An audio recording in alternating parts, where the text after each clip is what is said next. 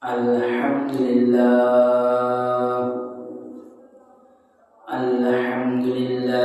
wa kafa wa salamun ala ibadihi alladhina istafa. Amma ba'du fa'udhu billahi minasy syaithanir rajim. Bismillahirrahmanirrahim.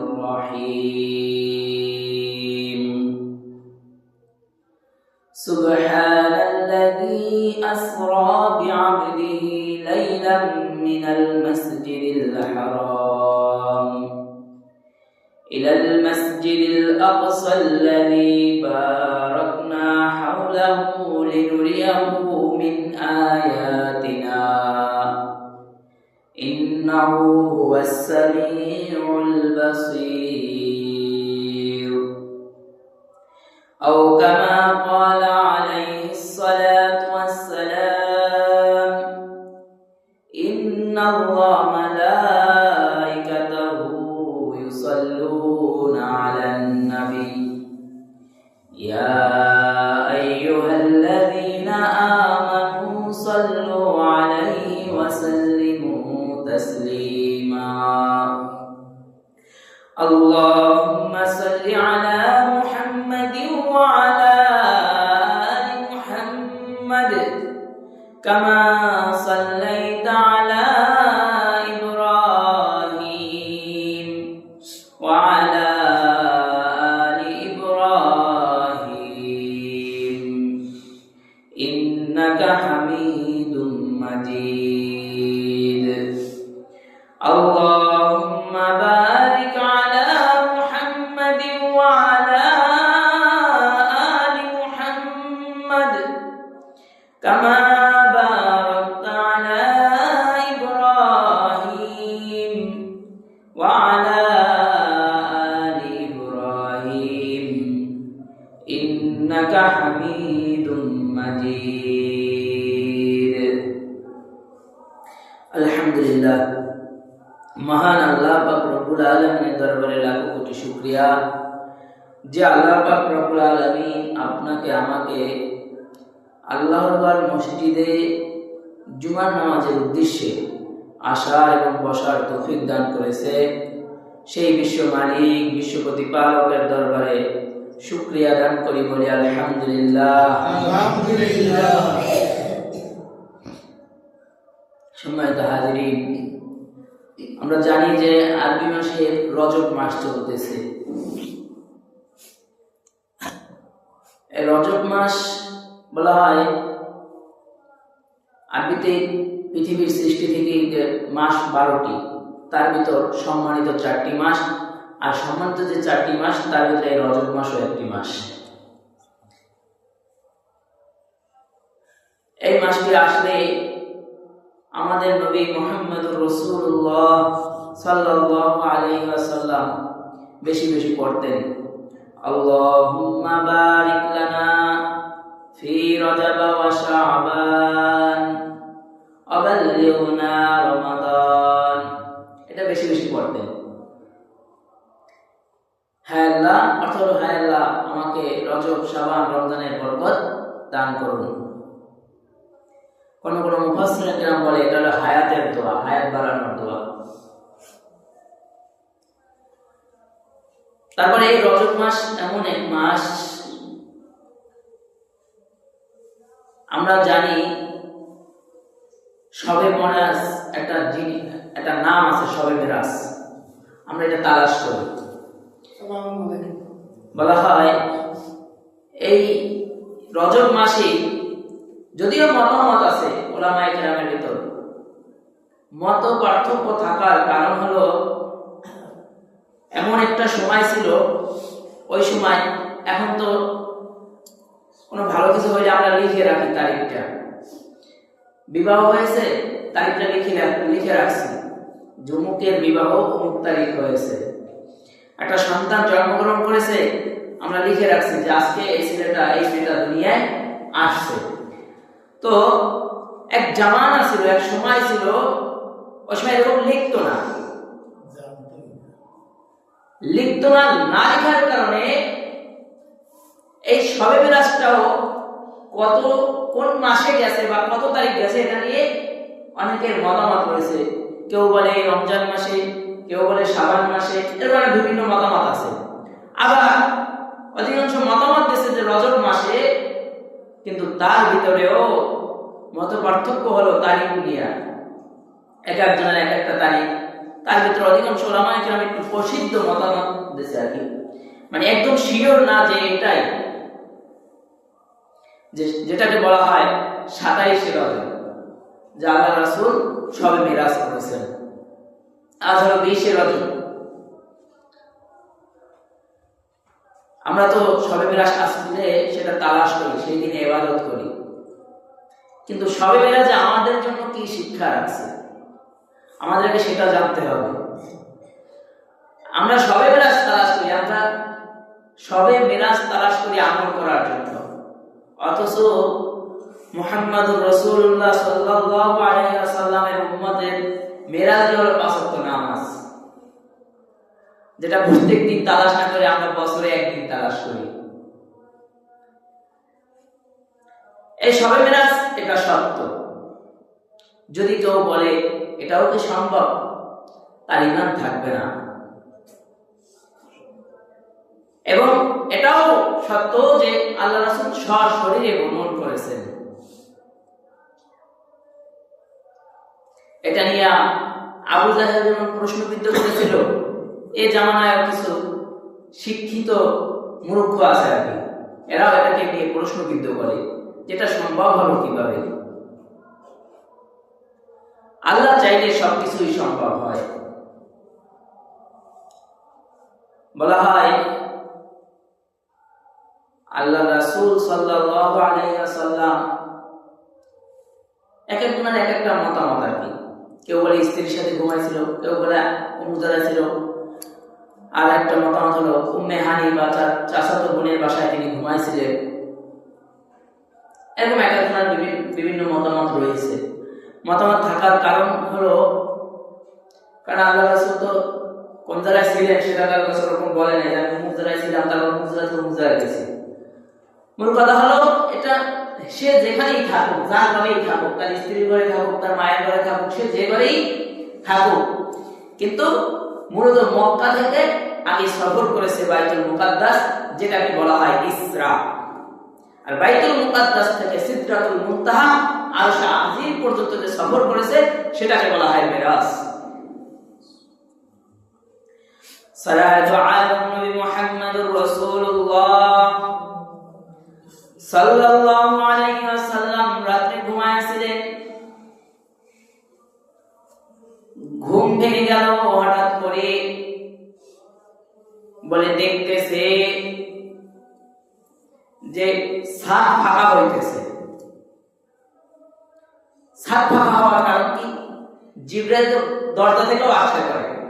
এর আগেও তো জিবরাইল আলাইহিস সালাম আল্লাহর রাসূলের কাছে দরজা দিয়ে আসছে, আল্লাহ রাসূল বসে ছিল, আয়েশা দেখা করছে, ওহী নিয়ে আসছে, বিভিন্ন ভাবে আসছে। আর এই মিরাজটার কারণ হলো কি? বলা হয় একটা বছর ছিল, যে বছর আল্লাহ রাসূলকে কাফেররা যে নির্যাতন করত বা ব্যথিত করত, বাহির থেকে, ঘরের বাহিরে সান্ত্বনা দিত আবু তালিব, আর ঘরের ভিতরে সান্ত্বনা দিত খাদিজা রাদিয়াল্লাহু তাআলা আনহা। বলা হয় কোনজন অল্প কিছু দিনের, মানে এটাকে বলা হয় আমুল হুজুর, মানে একজনের শোক বলতে না বলতে আর একজনের মৃত্যু। অর্থাৎ আল্লাহ রাসূল ওই বছরটা বেশি ব্যথিত ছিল, দুঃখিত ছিল। এরপরে আল্লাহ রাসূল মক্কায় না থেকে হিজরত করেছিলেন তায়েফে। সেখানেও তিনি নির্মমভাবে নির্যাতন হয়েছে। তাকে তায়েফবাসী গ্রহণ করে নাই, যে তাকে বাজারের ছেলেদেরকে বলছে ওটা একটা পাগল, তার গায়ে পাথর মারো, ধারালো পাথর মেরেছে, আর সারাত আলমের রক্ত বেয়ে বেয়ে পড়ে গেছে। বলা হয় এত পরিমাণ রক্ত পড়ছে যে আল্লাহ রাসূল তিনবার বেহুশ হয়ে গেছে। এমনকি জোতা পর্যন্ত পায়ের সাথে লেগে গিয়েছিল রক্ত জমাট হয়ে। তো আল্লাহ রাসূল এই যে ব্যথিত একটা বছর গেল, এরপরে মক্কায় আসলো, আবার ওখানেই দাওয়াত দিতেছিল। এর ভিতরে বলা হয় সান্ত্বনা দেওয়ার জন্য আল্লাহ এই ব্যথা দুঃখ ভুলানোর জন্য, একটু সান্ত্বনা দেওয়ার জন্য আল্লাহ এই ব্যবস্থা করেছে আল্লাহ রাসূলের জন্য। বলা হয় আল্লাহ রাসূল দেখতেছে সাত ফাঁকা হইতেছে। সাত ফাঁকা হওয়ার কারণ কি? এটা বুঝাইতেছে যে আল্লাহ রাসূল বুঝবে যে স্বাভাবিক কিছু নয়, আজকে অস্বাভাবিক কিছু ঘটবে। আর এই অস্বাভাবিক কিছু যেটা মানুষের দ্বারা সম্ভব নয়, যেটা একমাত্র আল্লাহর দ্বারাই সম্ভব, সেটা কি আজকে ঘটতে চলছে। এই জন্য সাত ফাঁকা হয়ে গেছে। আর ওখান থেকে জিবরাইল আলাইহিস সালাম আর তার সাথে আরেকজন ফেরেশতা আল্লাহ রাসূলের কাছে আসছে, আবার অটোমেটিক সাত লেগে গেছে। আর এটা নবীদের সাথে হওয়ার কারণে এটাকে বলা হয় মুজিজা। আর এটা যদি কোনো ওলির সাথে হতো তাহলে এটাকে বলা হতো কারামত। জিবরাইল আলাইহিস সালাম আসলো, সরাইদ আলমকে নিয়ে গেল হাতিমে কাবার কাছে। হাতিমে কাবার কাছে নিয়ে সরাইদ আলম নবী সাল্লাল্লাহু আলাইহি ওয়াসাল্লামের বুকটা ছিল। বলে না যে ওই ওপেন কি করে সার্জারি করে না বুক, ওইটা ওরা এই জায়গা থেকে গবেষণা করে আনছে। সর্বপ্রথম আল্লাহ রাসূলের বুক সার্জারি করা হয়েছে, ওইখান থেকে এইখানে ওরা এসে চিকিৎসা করে যে বুক ছিঁড়া যায়। যতই বড় করা কোরআন হাদিস লাগে না, ওরা কোরআন হাদিস বিশেষ করে এগুলো বের করে। এরপরে আল্লাহ রাসূলের বুকটা ছিল, ছিঁড়ার পরে তার কলবটা বের করা হলো। বলা হয় এটা নিয়ে চারবার। একবার শিশু অবস্থায় যে তার দুধ ভাইয়ের সাথে খেলাধুলা করতে গেছিলেন, ওই অবস্থায় তাকে ধরে তার বুক ছিঁড়া হলো। এবং ওই সময় বাচ্চাদের একটা স্বভাব থাকে না খেলাধুলা, ওই খেলাধুলা না করে ওই মন মানসিকতা বের করে তারপরে জমজম পানি দিয়ে ধুইয়া আবার ফিট করে দিয়েছে। ওটা হলো প্রথমবার। দ্বিতীয়বার যুবক বয়সে, বলা হয় 20 বছর বা 19 বছর বয়সে বুক ছিঁড়ল, আবার বুকটা ধুইয়া ওই জায়গায় রাখলো যাতে তাকে জৈবিক চাহিদায় গুনাহের দিকে ধাক্কা না দেয়। এটাকে এই কারণ বলা হয় বা বিভিন্ন কারণ বলে। শুধুমাত্র যৌবনের তাড়নার জন্য, যৌবনের কারণের জন্য তার দ্বারা কোনো গুনাহ না হয় বা এমন কোনো আকাঙ্ক্ষা তার ভিতর যেন না আসে, এই জন্য এই যুবকের বয়সে একবার বুক ছিঁড়া হয়। এরপরে আরেকবার তার বুক ছিঁড়া হয়, যেটা তার কাছে ওহী আসার আগে, যাতে সে ওই কোরআন নিতে পারে। আমরা তো মনে করি যে কোরআনটা এতটুকু মোটা, এটা আর কি, এটা অনেক ওজন। একটা আয়াত যখন নাযিল হইতো আল্লাহর রাসূলের কাছে, আল্লাহর রাসূল শরীর ঘামে যাইত। বলা হয় শুধু ঘামতো না, বরং গায়ে জ্বর এসে যাইত। তো আর এই চতুর্থবার হলো মিরাজের জন্য, কারণ এটা একটা আলাদা ঈমান আর হিকমত দেওয়া হইল, যাতে এটা এমন শক্তি দেওয়া হয়েছে যাতে সে আল্লাহর কাছ পর্যন্ত যাইতে পারে। সরাইদ আলমকে বের করা হলো হাতিমে কাবার কাছে নিয়ে, তার বক্তব্য করা হলো। এরপরে তাকে সফর শুরু করা হলো। বলা হয় আল্লাহ রাসূলের সামনে একটা প্রাণী আসলো, জানোয়ার আসলো। জানোয়ারটা জান্নাতি প্রাণী, যেটাকে বলা হয় বোরাক। এটা দাদার চেয়ে বড়, খচ্চরের চেয়ে ছোট। এই প্রাণীটাকে আল্লাহ রাসূলকে বলা হলো, জিবরাইল আলাইহিস সালাম বলে আল্লাহ রাসূল ওটা উঠেন। এই বোরাকটা কত পাওয়ারি, এই যে এখান থেকে তাকাইছি ওই মাথা পর্যন্ত দেখতেছি, কিন্তু আমি এক কদম ওইখানে যাইতে পারবো না। জমিনের দাঁড়াইলে যদি ছাদ না থাকে তাহলে এক পলকে আকাশ দেখা যায়। বলা হয় বোরাকটা এত পাওয়ারফুল যে ওর দৃষ্টি যেখানে পড়ে আর কদম সেখানেই হয়ে যায়, আর গতি এত। এরপরে আল্লাহ রাসূল যখন বোরাক উঠবে, বোরাক নড়াচড়া করতে আছে, মানে উঠাবে না পিঠে।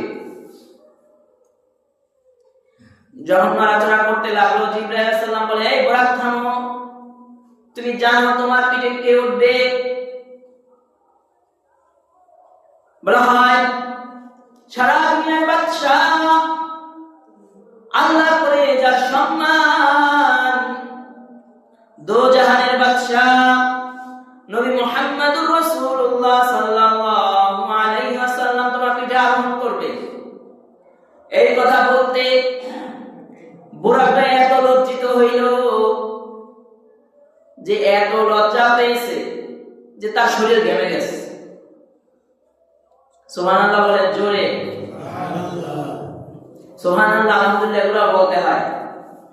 আজ মুসলমান সুবহানাল্লাহ আলহামদুলিল্লাহ লা ইলাহা ইল্লাল্লাহ আল্লাহু আকবার এগুলো না বলার কারণে মুসলমান দুর্বল হয়ে গেছে। আর কাফেররা মুশরিকরা মুসলমানের মাথার উপর উঠে নাচতেছে। আর এমন এক জামাত ছিল মুসলমানের আল্লাহু আকবার ধ্বনির কারণে কাফেরের কলিজা কাঁপছে। কিন্তু আমরা সেই আল্লাহু আকবার বলা ভুলে গেছি।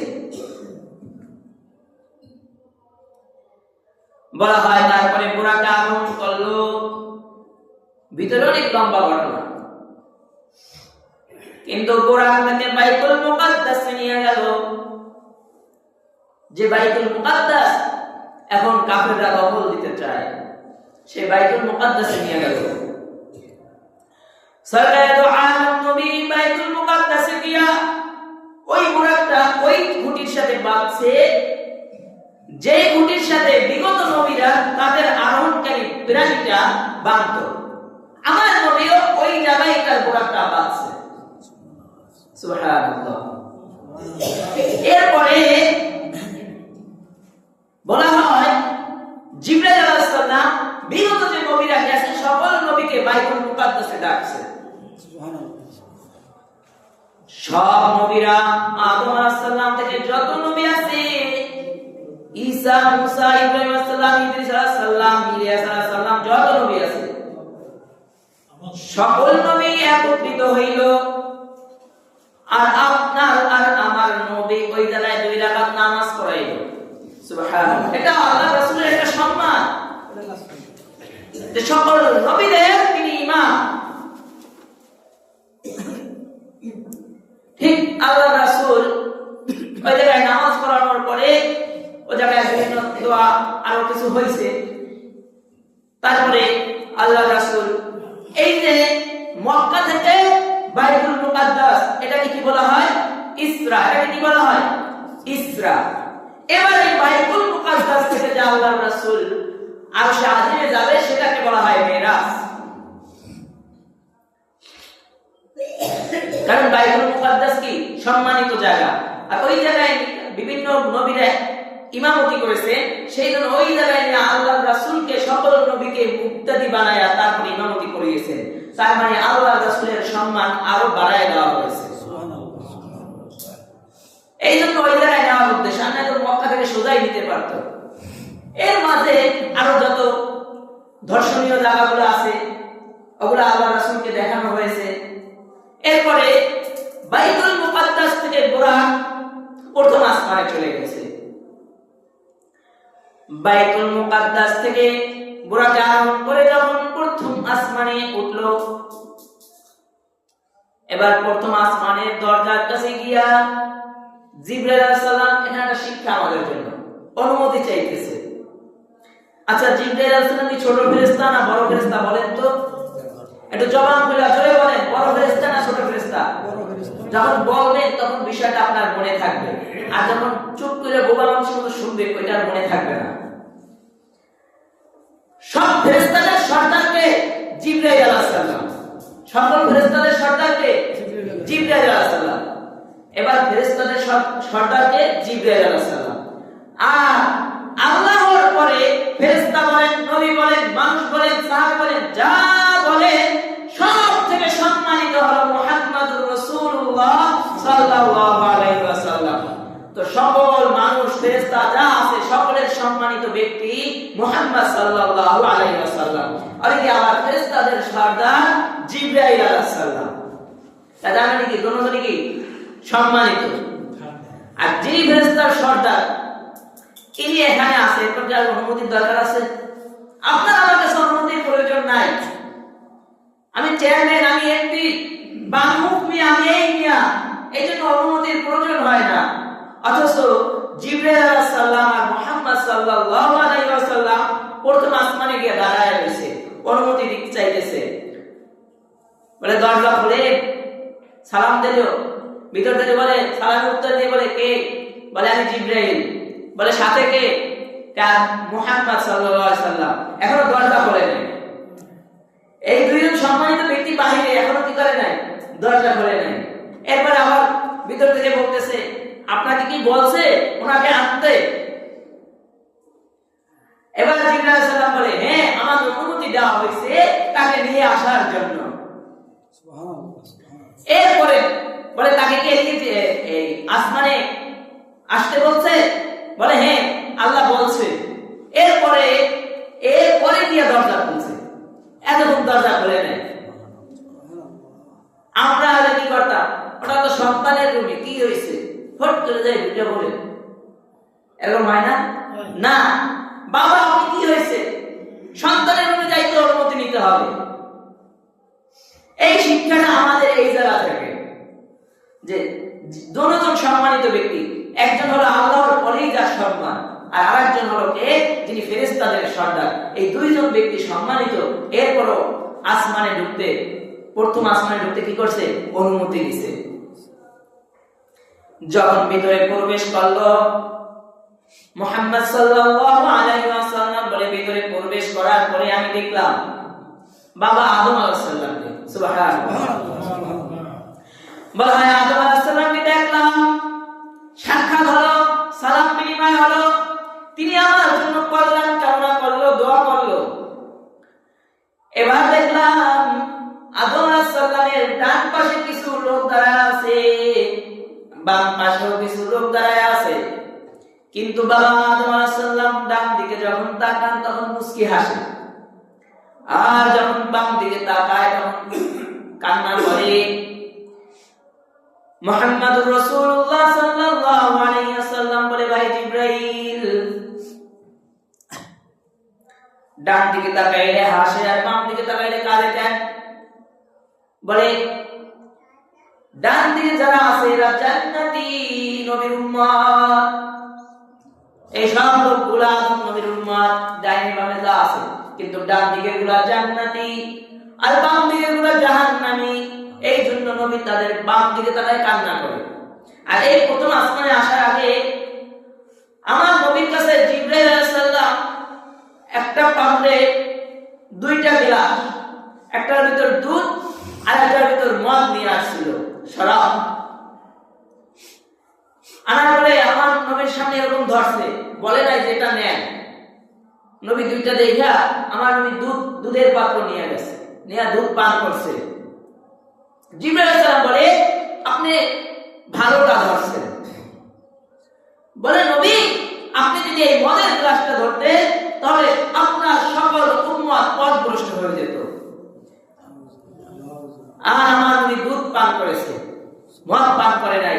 কিন্তু আমাদের দেশে মদের লাইসেন্স দেওয়া হয়, কিন্তু যতই লাইসেন্স দেওয়া হোক, যত বড় সরকারি লাইসেন্স দেয়, পৃথিবীর যদি গোটা পৃথিবী একজন শাসন করে, এই গোটা পৃথিবীর ভিতরে সবচেয়ে বড় শাসক যিনি আছে, ইনিও যদি বলে মদ খাওয়া হালাল, কোরআন যেহেতু হারাম বলছে ওটা হারামই থাকবে, ওটা হালাল হবে না। এরপরে প্রথম আসমানে তো আদম আলাইহিস সালামের সাথে সাক্ষাৎ, এরপরে দ্বিতীয় আসমানে গেল। যে না প্রথম আসমানে ঢুকছে, এবার কি সরাসরি ঢুকে গেছে? না, আবার দ্বিতীয় আসমানে ওই একই কায়দা। কে? জিবরাইল। সাথে কে? মুহাম্মদ আনতে বলছে। এই প্রশ্নগুলো বলে হ্যাঁ অনুমতি হয়েছে, নিয়ে আসছে।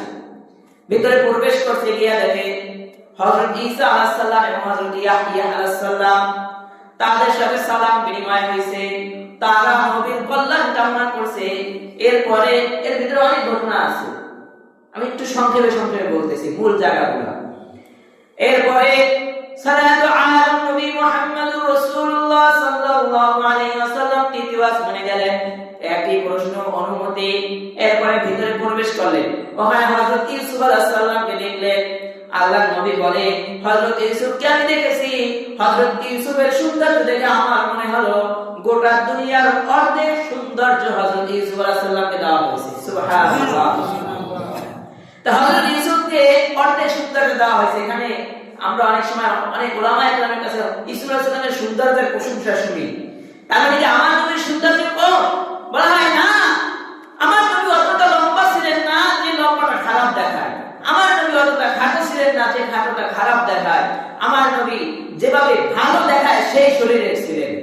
মানে আমার নবীর চেহারাটা এমন ছিল, অতি সাদা ছিল না যে সাদাটা দপদপ করে কিন্তু সুন্দর দেখায়, ওইটা ছিল না। আমার নবী কালো ছিল না, আমার নবীর চেহারা লালচে লালচে ভাত গোলাপের মতো সুন্দর দেখাইতো। মানে আমার নবী কোন সাহাবায়ে কেরাম বলে, আমরা বলি না বাচ্চাদেরকে বলে নিয়া কালা উঠা দাও, আরে আমার নাতি চাঁদের টুকরা, নাতি রে আমার, এরকম বলি না? সন্তান নাতি চাঁদের টুকরা, এরকম বলি না? অথচ সাহাবায়ে কেরাম বলে যে আল্লাহর রাসূলের চেহারাটা চাঁদের টুকরার মতো। আর যখন আল্লাহর রাসূল মিষ্টি হাসি দিতে, তখন বলা হয় যে তার চেহারা জলমল জলমল করত। আল্লাহু আকবার বলেন জোরে। তা আল্লাহর রাসূলের চেহারা বোঝা যায় যে ঈসা আলাইহিস সালামের থেকেও সুন্দর ছিল। সুবহানাল্লাহ। এরপরে তৃতীয় আসমানে ঈসা আলাইহিস সালামের সাথে সাক্ষাৎ। এরপরে আল্লাহর রাসূল সাল্লাল্লাহু আলাইহি ওয়াসাল্লাম চতুর্থ আসমানে চলে গেলেন। এরপরে আল্লাহর রাসূল চতুর্থ আসমানে একজন নবীর সাথে সাক্ষাৎ হলো। এরপরে আল্লাহর রাসূল সাল্লাল্লাহু আলাইহি ওয়াসাল্লাম পঞ্চম আসমানে চলে গেল। পঞ্চম আসমানে হারুন আলাইহিস সালামের সাথে দেখা হলো। এরপরে আল্লাহর রাসূল সাল্লাল্লাহু আলাইহি ওয়াসাল্লাম ষষ্ঠ আসমানে চলে গেল। ষষ্ঠ আসমানেও যাওয়ার পরে হযরত মূসা আলাইহিস সালামের সাথে সাক্ষাৎ হয়েছে। আমার আলোচনা এই সপ্তাহে হয়তো শেষ হবে না, তবে এই কথাটা মনে রাখবেন যে ষষ্ঠ আসমানে, কয় নাম্বার আসমানে? 6 নাম্বার আসমানে কার সাথে দেখা হয়েছে? মূসা আলাইহিস সালামের সাথে। কারণ মূল পয়েন্ট, এই আলোচনাটার মূল আলোচনা আসবে সামনের সপ্তাহে, এই সপ্তাহে শেষ করতে পারবো না জানি। মূসা আলাইহিস সালামের সাথে দেখা হয়েছে 6 নাম্বার মানে ষষ্ঠ আসমানে। এরপরে আল্লাহ রাসূল সাল্লাল্লাহু আলাইহি ওয়াসাল্লাম সালাম বিনিময় অনুমতি নিয়ে সপ্তম আসমানে চলে গেলেন। সপ্তম আসমানে গিয়ে দেখে আমাদের জাতির পিতা হযরত ইব্রাহিম আলাইহিস সালাম বাইতুল মামুরের সাথে হেলান দিয়ে বসে আছে। বাইতুল মামুর ওটা একটা মসজিদ, যে মসজিদে ফেরেশতারা ইবাদত করে। আর বাইতুল মামুরটা কোন জায়গায় জানেন? বলা হয় কাবা ঘরটা যে জায়গায়, কাবা বরাবর সোজা আসমানে সপ্তম আসমানে বাইতুল মামুরটা ওই জায়গায়। ইব্রাহিম আলাইহিস সালাম ওই জায়গায় বসে আছে। ইব্রাহিম আলাইহিস সালামের সাথে কথা হলো। ইব্রাহিম আলাইহিস সালাম আল্লাহর রাসূলকে, আল্লাহর রাসূলের উম্মতের জন্য কিছু সবক দিলেন। কি সবক দিছে? বলে প্রথম বলছে যে আপনি আমার সালাম আপনার উম্মতকে দিবেন। সুবহানাল্লাহ বলে। ইব্রাহিম আলাইহিস সালাম আমাদের জাতির পিতা, আমাদেরকে সালাম দিয়েছে, এটা মানে ছোটখাটো বিষয়? কত বড় বড়দের বিষয় না যে আপনি আপনার উম্মতকে আমার সালাম জানাবেন। এই সালাম জানাইছে আমাদেরকে। এরপরে বলছে একটা কথা, বলছে যে জান্নাতের পানি মিষ্টি অনেক। আরেকটা কথা আমি ভুলে গেছি। আর আরেকটা কথা বলছে যে জান্নাতটা সমান। জান্নাতটা কি কোনো ঘর না, মরুভূমির মতো মনে করে। ওই যে সামনে কোলা আছে না, ক্ষেত আছে না, ওরকম একটা কোলা পয়লা রয়েছে, একটা মাঠ পয়লা রয়েছে, কিন্তু এখানে কোনো গাছ লাগানো হয় নাই। তাহলে ওটা ভরবে? আগে তো ওইটাকে গাছ লাগাই লাগাই তারপর কি করতে হয়? ভরতে হয়। যেমন ওই যে ওই জায়গায় আলু ক্ষেত লাগাইছে, ওইটা লাগাইছে, এখন ওই জায়গায় আলু হইবে নাকি? তো এই যে ওইটার কাজ করা হয়েছে, তা জান্নাতটা ওই রকমের সমান। এটা ইব্রাহিম আলাইহিস সালাম আমার নবীকে বলতেছে যে জান্নাতটা সমান। এখন কি করবেন? ওইখানে থাকবেন কেমনে? ওইখানে থাকার জন্য এখান থেকে তৈরি করে যেতে বলছে যে আপনার উম্মত একবার বলবে সুবহানাল্লাহ, আলহামদুলিল্লাহ, লা ইলাহা ইল্লাল্লাহ, আল্লাহু আকবার, সুবহানাল্লাহ, আলহামদুলিল্লাহ, লা ইলাহা ইল্লাল্লাহ, আল্লাহু আকবার। একটা সুবহানাল্লাহ বলবে, একটা গাছ হবে। আলহামদুলিল্লাহ বলবে, ওই খালি জায়গায় জমিনে গাছ হয়ে যাবে। আল্লাহ লা ইলাহা ইল্লাল্লাহ বলবে, গাছ হয়ে যাবে। আল্লাহু আকবার বলবে, গাছ হয়ে যাবে। সুবহানাল্লাহ আসতে বলে, সুবহানাল্লাহ বলবে না, কত সুন্দর একটা খবর না যে সুবহানাল্লাহ। একটা দুনিয়া একটা গাছ লাগাইতে কত কষ্ট না, কিনা আনতে হয়, মাটি ঘুরে লাগাইতে হয়, এরপরে এটা মরে না বাঁচে এই কত চিন্তা করতে হয়। আর একজন সুবহানাল্লাহ কইতেন গাছ হয়ে যাবে। সুবহানাল্লাহ বলেন, জোরে বলেন। এই সুবহানাল্লাহ বলছেন আমার একটা গাছ লাগছে, আবার বলেন। আবার বলছেন আর একটা গাছ লাগছে, আবার বলেন। হ্যাঁ, এজন্য হাঁটতে চলতে আমরা নানান কথা বলি, কথা বলতে বলতে মসজিদে এসেও নানান রকমের কথা বলতে বলতে ঝগড়ায় আমরা লিপ্ত হই। না, একটু জিকির আজকাল কইরেন, তাহলে জান্নাতে গাছ লাগানো হয়ে যাবে। এজন্য হাঁটতে চলতে বলতে হয় সুবহানাল্লাহ সুবহানাল্লাহ। ব্যবসা করতেছে, মুখে তার মুখে যখন বলেন এটার দাম এত, তখন কথা বলেন। আবার চুপ করে বসে আছেন, বলেন সুবহানাল্লাহ আলহামদুলিল্লাহ লা ইলাহা ইল্লাল্লাহ আল্লাহু আকবার। যে যতগুলো বলবে তার জান্নাতে তত গাছের মালিক থাকবে তিনি। সুবহানাল্লাহ। এরপরে আল্লাহ রাসূল সাল্লাল্লাহু আলাইহি ওয়াসাল্লাম সিদরাতুল মুনতাহা, সিদরাতুল মুনতাহা হলো সমাপ্ত এখানে, ওইপরে আর যাইতে পারবে না, ফেরেশতা জিবরাইল আর যেতে পারবে না। ওইখানে আল্লাহ রাসূলকে নেওয়া হয়েছে ওই মুনতাহা পর্যন্ত। এরপরে আমাদের জন্য, এটা আমি সংক্ষেপে টানছি, মাঝখানের ইতিহাসগুলো আমি সামনের সপ্তাহে বলবো। এরপরে এই যে মুনতাহা আল্লাহর কাছে আল্লাহ রাসূল গেছে, বলা হয় আল্লাহ রাসূল যে আল্লাহর সাথে কথা বলছে, এতে কোনো আলেমের দ্বিমত নাই। আল্লাহু আকবার বলে, সরাসরি আল্লাহর সাথে কথা বলছে গিয়া। মুসা আলাইহিস সালাম তুর পর্বতে গিয়ে কথা বলতো, আর আল্লাহ রাসূল সরাসরি কথা বলছে। তবে কোন দেখছে আল্লাহ রাসূল, মানে সরাসরি চোখে আল্লাহকে দেখছে, এটা নিয়ে আলেমদের মতামত আছে। বলা হয় মুহাম্মদ যখন আল্লাহকে দেখছে, সে দুনিয়াতে তার চোখ সেই চোখে দেখে নাই। আবার কেউ কেউ বলে যে দুনিয়ার চোখ তো বাদী, সে তার দৃষ্টি অন্তরের যে চোখ আছে সেই চোখ দিয়ে দেখছে। মানে এটা ভিতরে মতামত আছে, কেউ বলে দেখছে, কেউ বলে দেখে নাই। তাহলে এটা সঠিক বলা যাবে না যে আল্লাহ রাসূলকে দেখছে, আর এটাও বলা যাবে না যে দেখে নাই।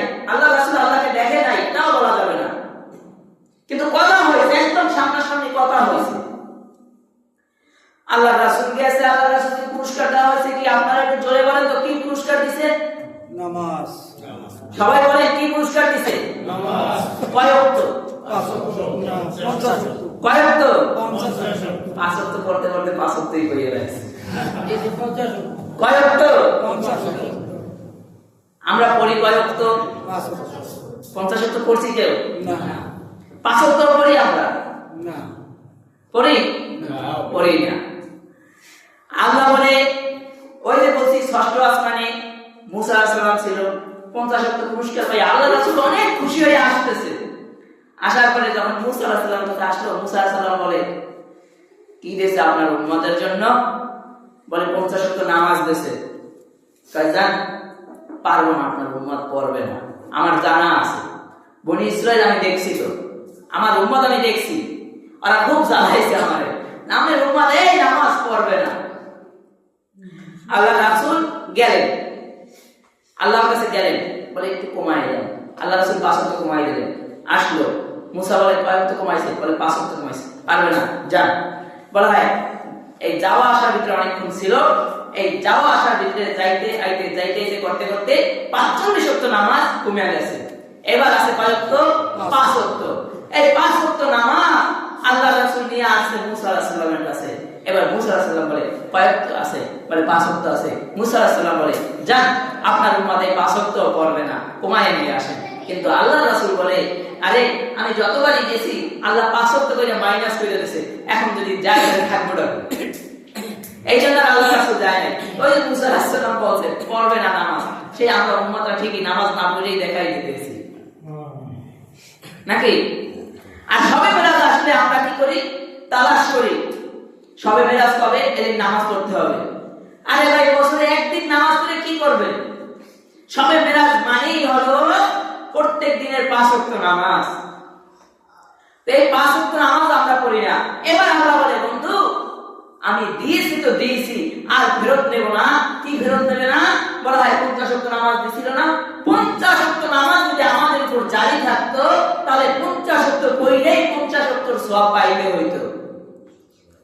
মানে তখন 10 ওয়াক্ত পড়লে যে 50 ওয়াক্তর সওয়াব পাইতেন তা যদি 50 ওয়াক্ত নামাজ আমাদের উপরে থাকতো তাহলে 50 ওয়াক্ত করে 50 ওয়াক্ত সওয়াব পাইতে হইতো, কিন্তু আল্লাহ বলতেছে আমি আর নিব না, আমি যেটা দিছি।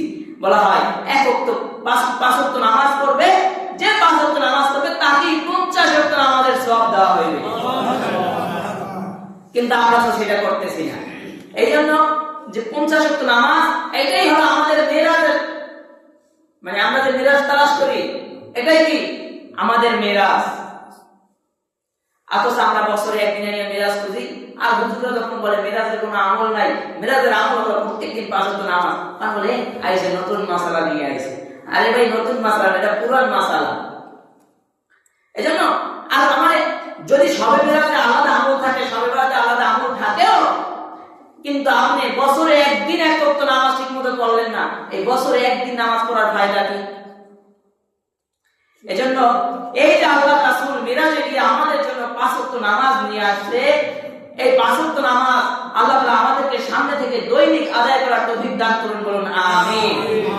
আজকে যে আলোচনা ইতিহাসটুকু আমি সংক্ষেপে বলছি, এর ভিতরে যে যে শিক্ষাগুলো পাইছি, এই শিক্ষার উপরে আল্লাহ তাআলা আমাদেরকে আমল করার তৌফিক দান করুন।